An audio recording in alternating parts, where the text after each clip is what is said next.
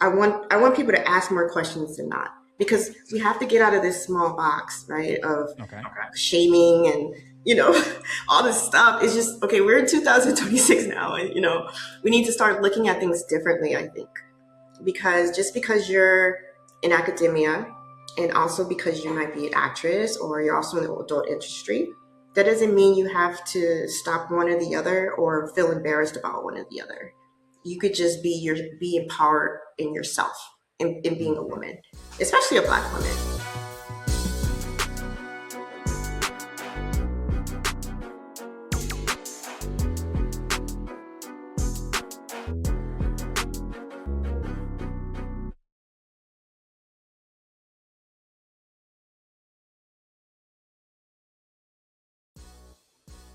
Welcome, everybody. Welcome to the Lifestrong Project. Again, you know me. I'm your gracious host, AyeCee. And as always, it's always an honor and a privilege to bring the Lifestrong Project to you. So, today's guest, today's episode is a good one. It's an interesting one, and the fact that the guest that we've got today, I'm not going to say straddles too. She has many hats, yet all those hats dynamically intertwine and makes her a bit of an anomaly. And I don't want to give it away too soon. I don't want to give it away just yet. All right. But just to tell you a little bit about our guest today. She's someone that refuses to fit neatly in a box. Of course, that's someone I'd love to get into it with, but she's a scholar, she's a philosopher, she's a filmmaker, she's a writer, she's an actress, she's a cultural critic and a creative force whose journey has taken her through academia, Hollywood, modeling, performance, and some of the very spaces society tells us that they're not supposed to coexist. All right. Her challenges and the way we think about, her challenges, her work challenges the way we think about beauty, Black womanhood, identity, representation, amongst other things. And perhaps most importantly, all right, who gets to decide who we are allowed to become?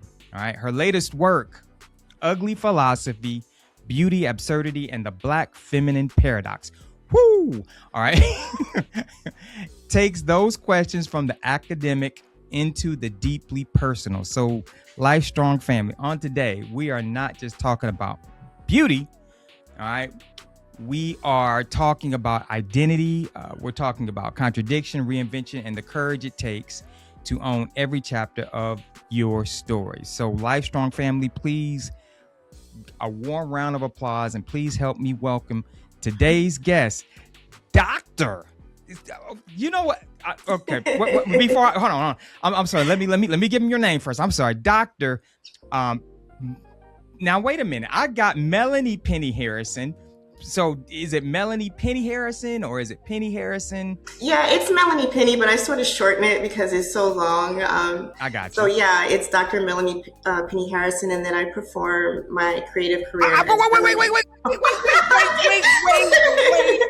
Okay. Wait, boy, you. Oh, all right. Dr. Harrison almost gave something. Okay, let's.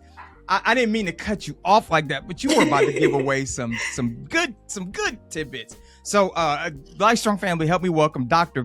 Melanie Penny-Harrison to the Lifestrong Project. Dr. Harrison, thank you for coming aboard. Thank you for doing this interview. I can tell this is going to be one of those interviews, and I'm dying to get into it. But before we do, if you would be so gracious and so kind, tell us a little bit about the beginnings of Penny Harris before the doctor, before that the accolades. Tell us a little bit about Penny Harrison. Where she's from. Her humble beginnings. Okay, yeah. Thank you so much for having me here. I'm really excited about this conversation today. I was born and raised in LA, so I am an LA girl through and through. I grew up in different parts of LA County. Let's see. You mean before So yeah, okay. I guess I'll say I'm trying to like narrow it down. Okay, I got you. I got um, you. yeah, so early in my career, I did a lot of modeling, Hmm. and then I did some stuff for Macy's and then some other brands. And then in that same space, I started to kind of venture out and do some acting, some independent films, because I'm really am big on like the independent Right. industry. Okay. And then along with that, I was going to college and I was learning, right? And then along with that, to pay for college, I was working at Hooters, and this is how it Okay. all started. Um, and then I guess with that, kind of pushed me into other lanes into the adult industry. Hmm. And so I just kind of, I was making a lot of money. And so I just kept on and I started doing Playboy, and then I got into grad school and I just started getting all these degrees because it was, I don't know, I'm just really intrigued with learning. And then also, while I was also in this other, I guess, type of employment, Hmm. I was making so much money that I didn't want to stop and just get like a regular college job. But then I felt like this weird conflict in that. Um, I felt I felt at first ashamed that I was doing those things and also in the world of academia. And so I think that's how that sort of all got started. So it was just a journey kind of walking through that space and feeling shame and then feeling empowered as well. And Hmm. then kind of being confused about these worlds that I was throwing myself into because I was always putting on a different hat and I was like, who am I today? You know? Right. And then I decided, I guess, as we kind of moved down, when I started to pursue my PhD, I thought about. I've always been really interested in the portrayal of Black women's Hmm. identity, right? And not just like how they look or what they're doing, or I mean, more so in the respect that um, how are we being um, portrayed Hmm. in ways that represent us well. Right. And so I I was watching movies and just different things, and I just would see us portrayed. We were in things, so they could say, okay, you know, we're showing diversity, but these roles weren't different. And Okay. so I decided to write a dissertation about it, and so that's where my dissertation came from. And then while I was doing that, and also getting deeper into like Playboy and doing cam work and just doing all these different things, it was just overwhelming. you know, I didn't really know what to think of myself, and I Mm. got sort of lost in the sauce. And so I think by the time I got to finishing up my PhD, I sort of came to the conclusion that it's okay. I mean, I had different careers, but different lane. You don't have to be in one lane, right? There are different Hmm. ways to exploring your identity, your representation, your beauty, culture, you know, and just meaning for your life. And so Right. that's when I wrote Ugly Philosophy, because I wanted to sort of play on the word of beauty and philosophy, and what does that really mean, and why are we addicted to this? I use beauty in a way as as a system. Hmm. It's a world that it's like we can't get out of. It's like we need like validation and things like that. And I guess to make it clear, I could compare it to social media, right? We're always looking for the next dopamine hit of attention, and I Right. was caught in this world too. And so I would complain about it, but also I was in it. And so I guess basically, you know, Dr. Harrison and Bella, we're the same person. They're just different Oh, she expressions did it of the again. same woman Ah, she did it again. She in told this y'all. cage. You know what? While you were telling us about yourself, there's something that struck me. And I so many, and definitely women, Black women, but people in general. When you said that you felt shame because of how you were making money while you were going to school, while being in academia, and you said you felt shame. And I'm like, this is a doctor who is like the level of transparency. I greatly appreciate it because I strongly believe there's somebody that's going to listen to this that may be going through this. Um, it's I don't even know if you watch the show. But my wife and I are avid fans of like 90 Day Fiance and all those shows. And there's another one. I forgot. The Last Resort. That's what we're watching. And on that, there is there are these couples from that show, 90 Days Fiance or 90 Day Fiance. Yeah. And but there's a couple on there and they're separated. And they're separated because the wife, the woman, um, for some reason the man got upset and he left. And the woman had to find a way to, they had a child and she's trying to make ends meet. So Mm-hmm. she resorted to OnlyFans. Mm-hmm. And it's like this great debate. Like he's like, "Oh, I can't have the woman, the wife of my child, doing OnlyFans and this that." And she's like, "But I had to do something in order for not only me but our child to survive." And it's like of course, my wife had to ask me like, if I didn't. First of all, hold on now. Let's not bring the TV into. But it did make me think, and I was like, you know what? I was like, I don't see how people can fault, especially, first of all, man, I don't see how we can fault women for doing what they've got to do. Now, here you are paying for. I'm assuming you're doing what you have to do in order to probably pay for school, in order to survive. Because look, you're in LA, right? At this time, you're in LA, right? Yeah. Last I heard, LA is not cheap. That's what I heard. I ain't never lived there, but correct me if I'm wrong. Last No, I it's heard, never been cheap, but now it's just astronomical. Like yeah.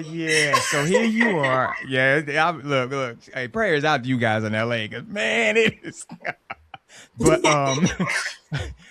but here you are in this high profile, expensive society, trying to go to school, make ends meet, and you're doing something in order to do that, right? And you said you felt, I'm sorry, ashamed.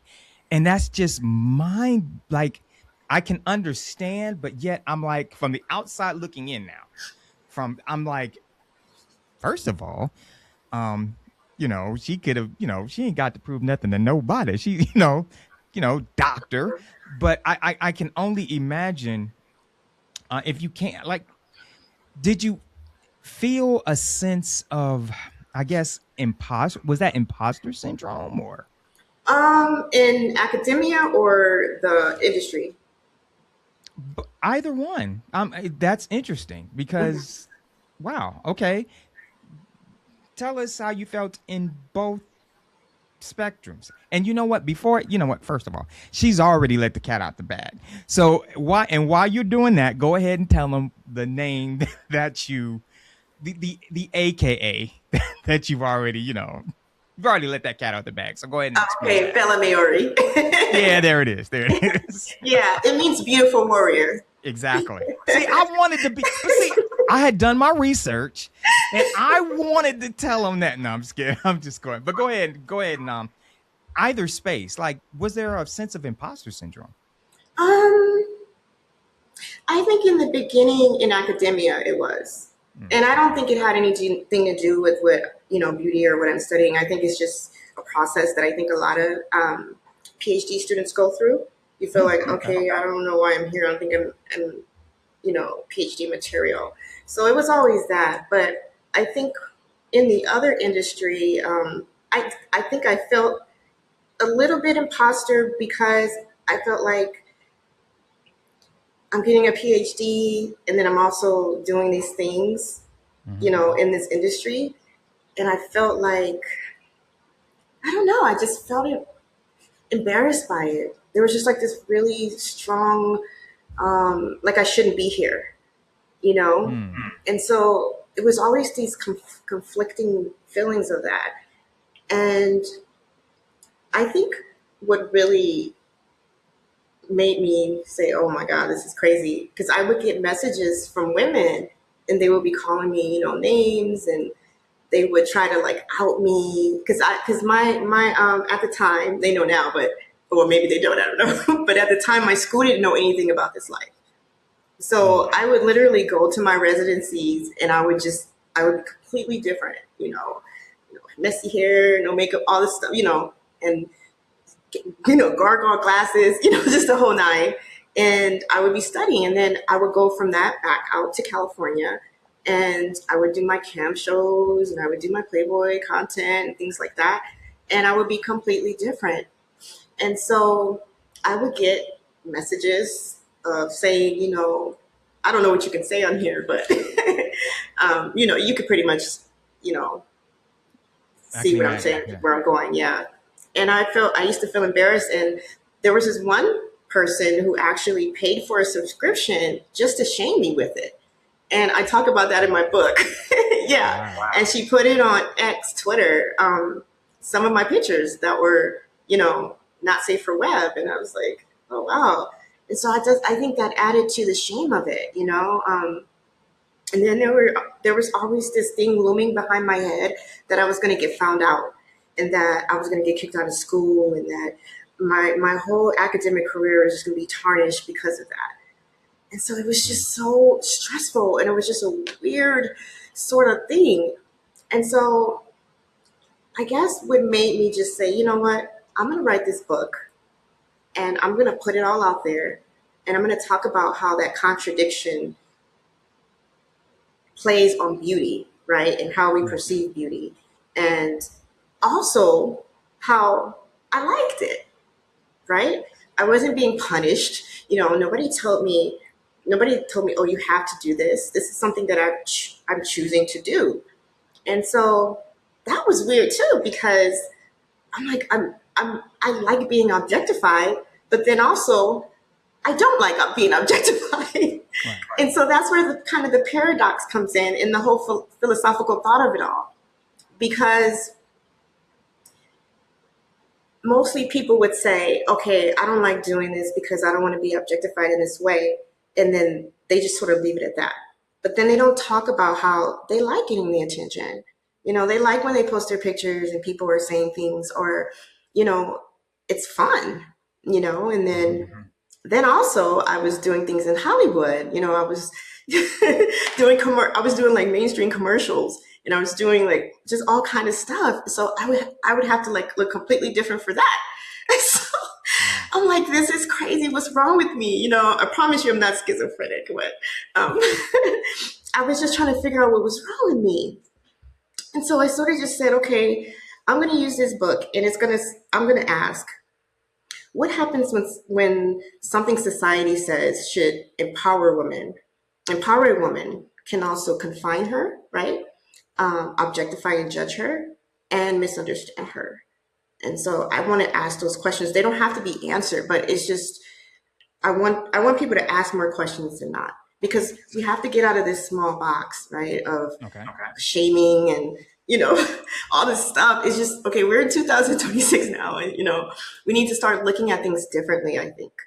Because just because you're in academia, and also because you might be an actress, or you're also in the adult industry, that doesn't mean you have to stop one or the other or feel embarrassed about one or the other. You could just be empowered in yourself, in being a Mm. woman, especially a Black woman, because we're sort of held to a higher standard in society, in Right. my opinion. Yeah. So I'm curious. Um, I know, and of course, I don't know personally, Hmm. but I've witnessed, and I can only imagine and theorize. It it's you say, especially Black women should be themselves in Hollywood, but yet it seems like they are penalized when they try to do just that, be themselves. It's like I look at actresses like let's say Taraji P Henson's, the Hmm. those with that authentic Black woman. That you not the not, and no shade to any Black woman in Hollywood, Mm-hmm. but it's just you can sense, you can tell the authenticity in some of them. But Mm-hmm. it's like when they do that, they're putting this label is put on them, or they're putting this boxes. The only thing that they can play Mm-hmm. is this Black woman with an attitude. Yeah. Um, and so I mean, it seems like they're probably listening saying, yeah, we want to be. Like if Mm-hmm. somebody was to hear you say that, they'd say, especially a Black woman, they say, yeah, we want to be. We Mm-hmm. try to be. But yet, if I want to pay the bills in Hollywood, I've got to become XYZ. Mm-hmm. So I'm curious as to, I've got a question. I've got a bunch of questions because I'm like, she did mainstream commercials. I'm like, did I see one? No, but but I'm curious. What, when you asked that question, you said you didn't even want it. You didn't even need an answer. So number one, usually people want an answer when they have a question. So Mm-hmm. what was it about the question that you didn't need an answer for? Like I just want to ask the question. You don't have to answer it. Right. That sounds, somebody might hear that and be like, what?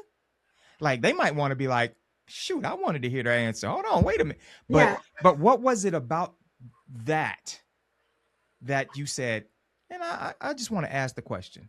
Was it that you were just trying to bring it to people's attention? Was it that you just wanted to bring, this question to the limelight, Mm-hmm.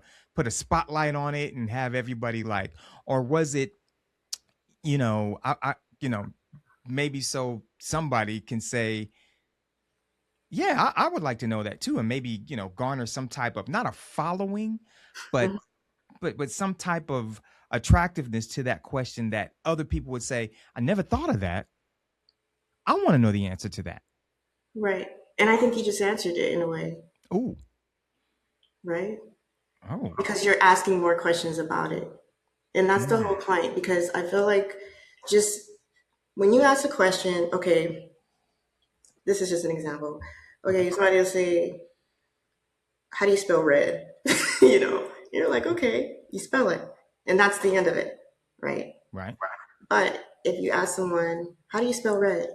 And they're like, I don't know. What do you want to find out when you want to explore that Mm. and sort of open that up? Um, I sort of look at it as this climate that we live in social media. And I know I go back to that often because I feel like it's really important. It influences so much of our social value, right? Mm-hmm. Mm-hmm. Like who is desired, who's believed, and also who's protected, who's sexualized, dismissed, hired, or just considered worthy. And so that's just a few things, right? Right. And so I think, I mean, of course, I'm a philosopher. I can't answer questions, but the whole point is to make people think about something different, Mm. and that's the whole point of the book. And my stance is that I want people not to put women in one lane, in one corner, and not judge her. A woman should be able to be in whatever lane she wants to be, and that's why I use all of my names, because I'm sort of saying, look, I can be all these people, and I can do all of these things, and that's okay, and I'm okay with that, and I'm Mm-hmm. not ashamed of it, you know. And so, like, I guess I just want to keep that conversation open. I want people to keep asking questions about it and conversate about it, talk about it. It opens up discourse about it. Mm. So since you mentioned the book, Ugly Philosophy, Beauty, Absurdity, and the Black Feminine Paradox, talk about that a little bit. First of all, that the how I understand the title, but when a lot of people, when I get on the show, get them on the show when they talk about their book, it's like these titles are not just, I'll call it this, I'll just call it that. No, there's thought put in because they've done they poured their heart and soul into the book, and Mhm. it seems like that's probably the most important part. What am I going to call it? So when that with that title, Ugly Philosophy, Mhm. Beauty, Absurdity, and the Black Feminine Paradox, when you came up with that, what were your feelings? Talk about the feelings of when you came up with that title, because that's a powerful, that's a strong title, Mhm. and then talk about the book a little bit. Okay, sure. That's a great question. Yeah, so I guess I'll start with ugly philosophy, right? Okay. Already when you say that phrase, you start thinking like, okay, what? What's ugly? What's and I came up with that because when I was first starting out in the industry, I was told, you look too ethnic, or you're not conventionally beautiful. And so I was told that I wasn't attractive. And so I used to think, okay, that's okay. But So as I'm we sorry. So well, no, because no, I'm gonna just ask the question. Who? I mean, who by who? Like when we you'd be hear this, surprised. You'd be whoa. surprised. Yeah, I was often told I wasn't attractive enough for certain things, or you're not pretty enough, and so I used to feel this sense of like, what's wrong with me, you know, and so I think that's what opens up the conversation, the title of the book, and then beauty absurdity is okay. So when you think about beauty, right? Mhm. Beauty is not something we see. It's a system through which we learn whom to value, right? Mm. So you think about beauty, and when you think, I'll ask you this. I'll throw it back on you just so that I can finish my statement. When Okay. you think about beauty, what do you think about? Somebody says, "What is beauty to you?" Ooh. Um, Beauty can be seen as most people see it as the outward appearance. Hmm. Or what they define as beautiful. That individual, what they do, because everybody doesn't see everybody the same way. Everybody doesn't have their they don't have the same Hmm.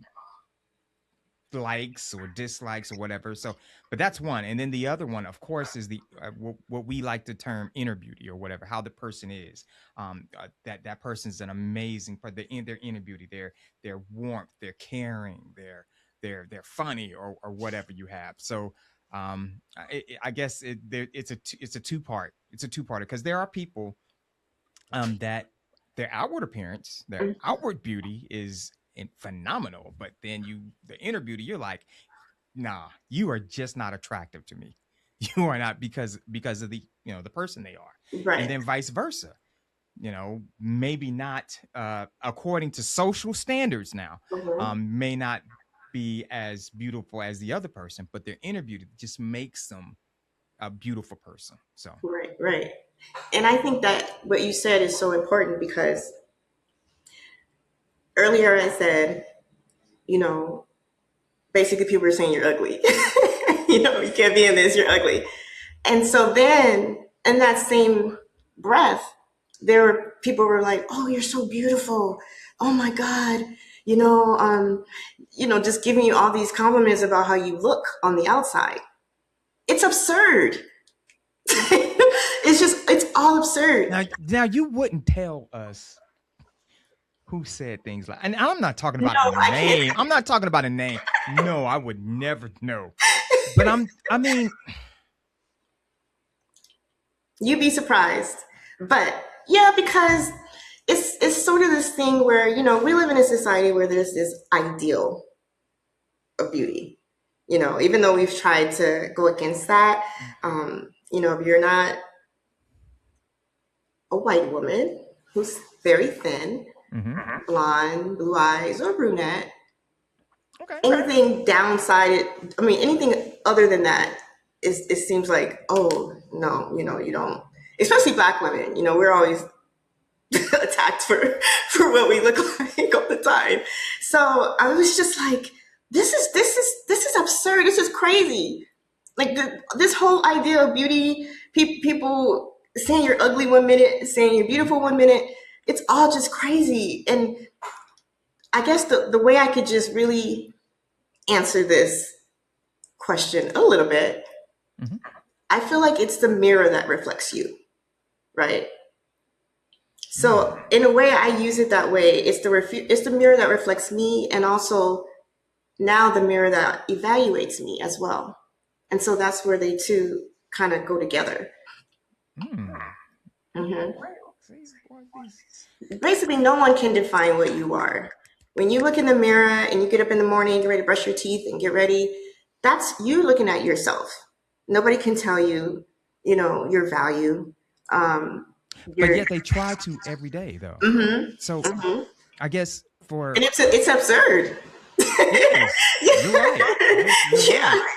Uh-huh. Which is, I guess, it's amazing how little we devalue things like self affirmation and things Uh-huh. of that. Uh-huh. And just by you explaining what you just told me, it's uber powerful because like you said, you're brushing your teeth in the morning, and Uh-huh. you probably need to be telling yourself, man, you're wonderful, you're handsome, you're beautiful, or what have you, because somebody out there is getting ready to tell you Yeah. you're not attractive, you're ugly. Mm-hmm. Like, and I mean, Lord, don't you gonna get me in trouble. No, but I'm happily married, but I will say that you are a very beautiful woman. I can't Yeah. believe, I can't, no, I can believe it because you told us I can, and that's why I was really trying to get to the bottom of that, Uh-huh. as to who would say something like that, and Right. it seems like it would be based in fear, based in jealousy, um, because I mean, if they can't, if someone can't get you, if they know they're not better than you, if they know, oh gosh, she's beautiful. How in the world can I get to her to make her think Mm-hmm. that she's not? How can I take her down a peg? I can't do Yeah. it physically, so I'm going to do it up here. I'm going Yeah. to tell her she's ugly, and I'm going to tell her that she's not made for Hollywood. So maybe she'll go home and cry it out and then leave and never come back to Hollywood. Because let's be honest, I'm a bit afraid. I'm a bit, you know, uh, it's just I can't I know I she's gonna get parts that I probably wouldn't get, Mm-hmm. and I need her out the picture. I'm intimidated. Maybe Oh that's my it. I'm God. intimidated. Yeah. So and it's I you know what, um at what point, man, I you're going through all this, at what point, where did the hammer hit the nail, where was it that Bella Maori said, you know what, y'all crazy. Like y'all, no, y'all crazy. I know I'm not ugly. I know that, and I'm gonna stop listening to you people, and I'm gonna do me. When was that? Because I'm like, this right here. It's so powerful because here you are. You're you're gonna be a doctor. Like you're doing your thing, right? Mm-hmm. You're gonna be a doctor, and yet I'm sensing that there was a sense of I shouldn't be here. I'm Yeah. not attractive. Bias. I'm not attractive. I'm not smart enough. I'm not good enough. But yet you're going through the motions of becoming what you are now. At Yeah. what point did you say no more? Y'all will never get to me like that again. Right. I'm going to go back just a little bit because I'm glad you brought that up because I was just also thinking too when you talked about the absurdity of it all. I'll give you an example. When I worked at Hooters, and this is in my book, Okay. I didn't do this, but I'm giving away some secrets, but it's okay, whatever. Some of the girls will wrap their bodies in saran wrap, right? While Um, they're wait a minute. yeah, Seriously? it's in my book. Yeah, they would wrap their stomachs around a saran wrap before they put on the tank top so that their waist could get smaller. And there would literally be girls like about to pass out and stuff like that. And I That was my remember. next question. Oh my God. So when you That's think about, dangerous. yeah, you think about all the things you go through to for that value, acceptance or to look a certain way, and then also I'll fast forward a little bit, when I'm on my live shows and I'll be in the chat room and things like that. And this is in my book as well. And I won't give away what they say, but there's some things that people say that would make you not want to be on there anymore. And so, but still, I'm like, why am I still doing this? Why am I putting myself through this mental torture, through this physical torture? The shorts digging into your body, skin, and you're just so uncomfortable. That's also absurd because even though I'm doing all that, I'm still doing. I'm not stopping it, And so it's just a weird, it's sort of weird thing to be involved in. And so I guess I'll say the moment I realized that I didn't care anymore was the minute I actually finished the book. I wrote that last chapter and I was like, you know what? I don't care. And it was so liberating. It was so free. I felt so good. And I will also say, this is also in the book. I talk about, because I taught myself how to play the guitar. And so I talk about how it saved my life in a way because of me being thrust into all these roles and all the difficulties that I was going through and all the things that I was feeling and the embarrassment, the shame, and am I beautiful? Am I ugly? People are going to, it was just so much that was going on. But then when I played my guitar, I felt so beautiful. I felt the beauty in that because it was actually something that was real and tangible. Like when my fingers would almost bleed from playing on the chords, it was something that I could feel, And so that's when I realized I don't care anymore. I don't care what people think anymore. I want to be in a space where I feel beautiful, like when I'm playing my guitar. And I don't feel embarrassed. I don't feel ashamed. I actually feel proud of myself for all that I was able to accomplish with all of those things going on. And so I just want people who read the book, male or female, I want you to really feel those things and maybe question, yeah, what is beauty? Like, what am I doing? What are we all doing? For like clicks and views and social media, young women encounter beauty standards constantly. Um, they deal with it through social media. They deal with it personally, and then the algorithm enforcement is constantly feeding you beauty, beauty, beauty, beauty, ugly, ugly, ugly, ugly, beauty, like button, love, no, no, no, you're ugly, all these things. And I just wanted to talk about it. It's like the elephant in the room that nobody really discusses, because they feel like, well, if you don't like it, then don't go on there or don't do it. But I don't like it and I still want to do it. And that's okay. And that's just how it is. Wow. And that's why I wrote my book, Yeah. It almost sounds like the book was not only was it posing the question to people, but it was also so therapeutic for you. Mhm. So here you are writing this book and you having all these feelings, and I guess putting them from, here to paper or Mhm.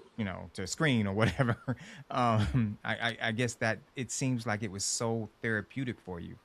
I you know Yes, it here was. you So here you are now. You're still you said you do um what's the word I'm looking for? I can't even think. But you're still involved in film and doing Yeah. your independent. Duh, that's what I was thinking. Hmm. So and I guess there's got to be, if people weren't intimidated then, they're definitely got to be intimidated now, because if I can only imagine, right?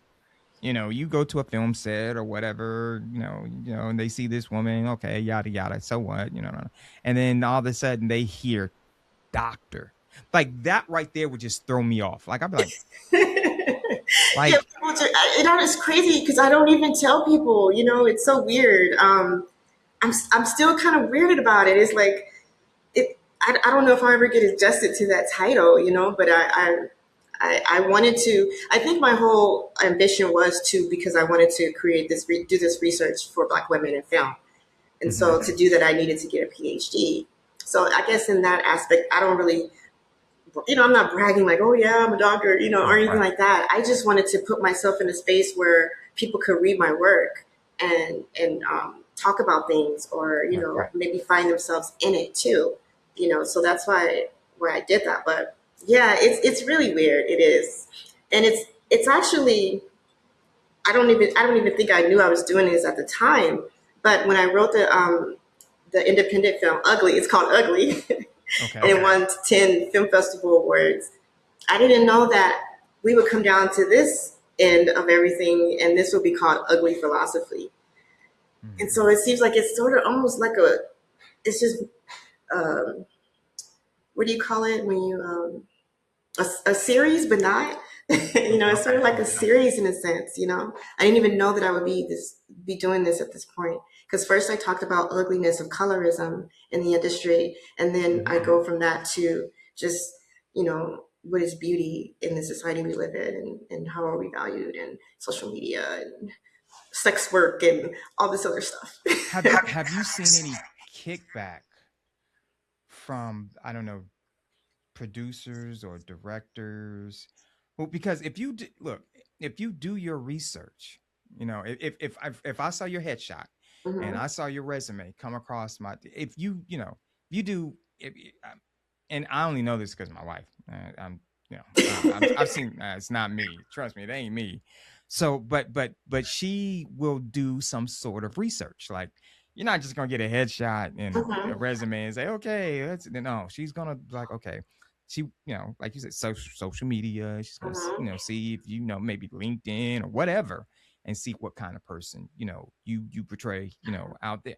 And so, if they do any kind of research, they're going to see that title. They're going to see that doctorate. They're going to see these works. They're going to see that book. They're going to see the articles. They're going to see this episode. Yeah, they are gonna see. so so they're going to see this, and they're going to be like, do you feel, or do you not fear, but are you prepared to possibly run into somebody who thinks, oh, she's, you know how they do, they'll call you militant, they'll call you, hard to deal with, won't know you, they won't know Mhm. you now, hard to deal with, angry, oh, the our favorite, angry black woman, right? Mhm. Because this scholar, this, this person who has devoted their life to the academia, Mhm. and wrote these things to pose a question that they probably don't want to answer. Mhm. They again, the sense of intimidation. Have you, number one, have you faced that? And number two, now that I kind of said that, like, are you like, shoot, like are you ready? Because remember, when you wrote the book, you said, I don't even care anymore. Mhm. Mhm. So Yeah, so I where? don't. I think. Well, it's weird because I'm very. I don't like to go on social media, and I don't like to watch the things that I do. So like I'm kind of turned out from what's happening, and I do that deliberately because I really don't want it to affect me in that way. But I mean, if I would love to have a conversation, if someone wants to have a conversation about it like we're doing now. But I don't mind if people have a problem with it. I don't care. Mhm. Um, my body doesn't, you know, decide my scholarship or my intellect or anything like that. So yeah, I mean, I'm ready, but I'm pretty low key, and I don't go back and forth with people on social media. I don't do all that kind of stuff. So Yeah. unless they come to me and like how we're doing now with like an honest discussion, Right. we can talk about that. But other than that, no, I don't care about that. I'm an introvert, so yeah, it doesn't bother me. Yeah. Talk about the film. The film Ugly. Mhm. We talked about the book, but in length. But talk about the film. Yeah. Uh, and my understanding, I haven't seen it, but when I find out where I can see it, I'm going to watch it. I'm definitely going to watch it. Yeah. But it does it have something to do with colorism, I think? Yeah, it's like a little low budget project I did on my own, Okay. but I didn't even know that it would be received that way. But anyway, yeah, it's actually it's a short, and it's a girl who's dark skinned complexion. She goes to a music video set, and then she's just treated horribly. She's put in the back, she's just treated really bad. And I wanted to create that because I remember being treated like that too, Mhm. and I just wanted to show like how prevalent that is and how colorism is really big in the industry. And so I just wanted to put it out there. And I remember I had people messaging me from different races, and they were like, "Oh yeah, we go through colorism too," And I thought it was just in the Black community, but I found out that it's not. It's Indian. It's there's a lot of colorism in different culture Yeah. races of people. And so, yeah, it's just the first episode is basically her getting treated like that, in the music videos kind of space, where the more ethnically ambiguous girls usually get more in front, and then the other girls, the darker skin girls, they always kind of only show their body, or they don't get as much camera time. And Mhm. so I can remember how bad I used to feel because when I first started out, I would go, try to do music videos and try to get in there. And I remember they treated they were treating darker skinned girls like that, and I Mhm. couldn't believe it. And so, yeah, that's how ugly came about, because from all of that, it feels ugly. I felt like I was ugly or something, and then I also played on the word ugly because I looked at it as it's the ugliness of colorism. It's the ugliness that the girl feels or guy feels when he's being, discriminated against in that way. And just the whole idea of um, colorism is ugly. And it's an ugly topic that we really don't address. We talk about it sometimes, but we kind of shy away from it because it's hurtful. And so, yeah, I just wanted to talk about that. Yeah. You, I mean, from me to you personally, I, with all the hats you have, I'm like I guarantee you I think this episode was so impactful because Mhm. with all the hats that you have, with every the accolades that you have, the knowledge you have, the titles you have, and to still have at one point in your life feel like you don't belong. Yeah. There's got to somebody out there is probably feeling the exact same way. And I Yeah. just hope and wish that if they see this episode, that they see Dr. Harrison with, I greatly appreciate the transparency. It's powerful beyond Yeah. anything you could possibly imagine. Um, I just hope they see you or see themselves in you, and they see, well, you know what, she doesn't care, I ain't gonna care either. Yeah, I mean, no, and I'm serious. I say that jokingly, but I'm serious.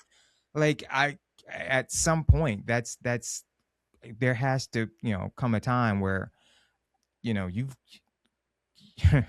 forget what they think, forget Yeah. what they say, forget how they look at you. I mean, Yeah. and this is the plight of people of a darker hue.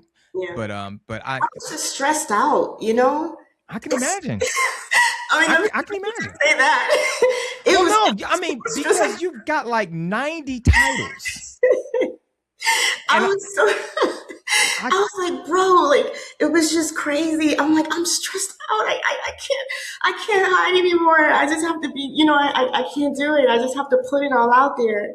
And it's just so much agency in that. You would just, I mean, some nights I do think like, dang, I know some people are going to see this and they're like, she did that, or she went through that. Because there is a essay in there. And mm, so, yeah, in the book. So trigger warning. Um, so yeah, it's a lot. It's a lot, but I'm glad I did it. It was very cathartic, and I feel really good that I was able to put that out there, get people talking about it, as well as like gaining control of my own story in my life.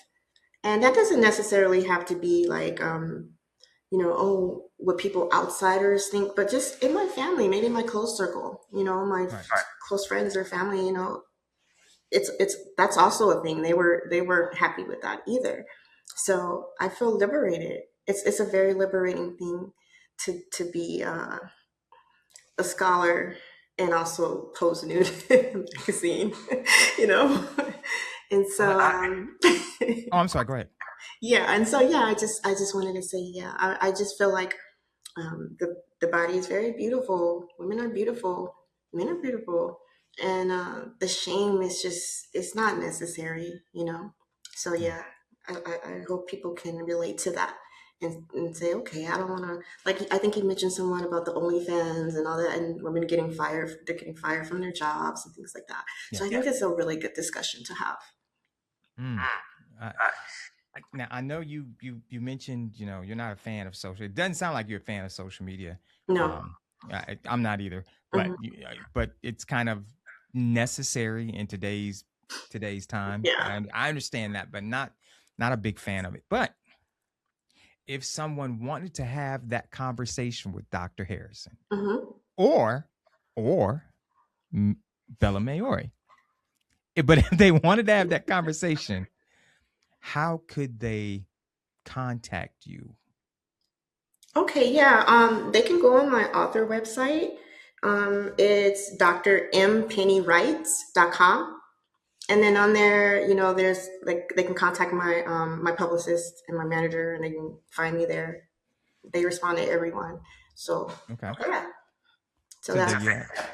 And they can So also go on my Instagram, but it's probably better do my website because my Instagram is more for just my like career, just posting things, what's coming up and things like that. If they want to see, because I'm going to be doing some lectures and book signings, so they can go on there and they could probably see when those are happening. But if they want to like reach out to me and we can have some good conversation about the topic, they can go on drmpennyWrites.com. awesome, awesome. And just for listeners to know, she'll also, of course, she'll have a spot in the on the Lifestrong Project website under the guest category where her profile, her information will also be posted. So if you guys want to have the conversation with Dr. Penny Harrison, um, reach out to her. She's down for now. Understand now, this you're not Dr. Penny Harrison. So understand, come prepared. Come prepared. Don't Yeah. half step, all right? But Dr. Harrison, we greatly appreciate. I greatly appreciate you coming on the Lifestrong Project and being transparent and being honest and just telling us about your story, telling us about your book, telling us about your movie. Um, Thank I'm you gonna so do. I'm much. gonna do what I always do with Oh, yeah. authors. I'm gonna do what I always do, and I'm gonna ask for my signed copy in front of everybody.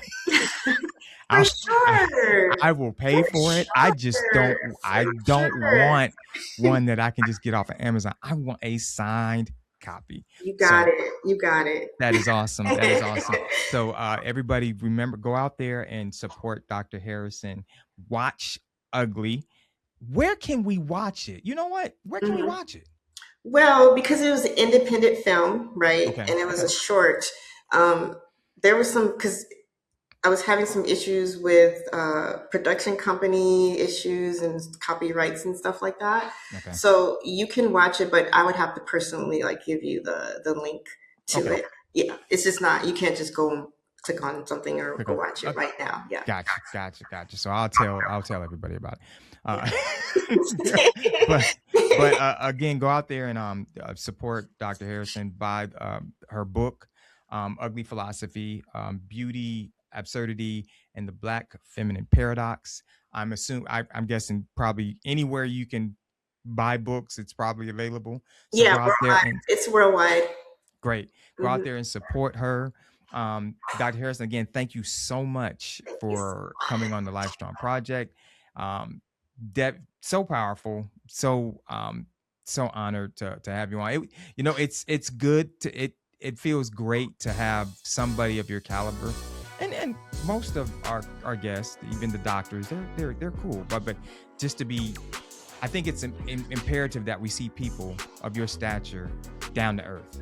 Like, yeah, I'm so like I'm so humble. Like, it's so crazy. Like, I get down with my dog. We were in the ground, like, because I'm really into in nature. Like, I am so chill. Yeah, I'm not like that. Yeah, I'm very like humble and down to earth and just cool. You know, there's no reason to be like that. Yeah, exactly. And I think especially that's what a lot of us need to see, that, hey, we come in all shapes and sizes and shades, but that's right.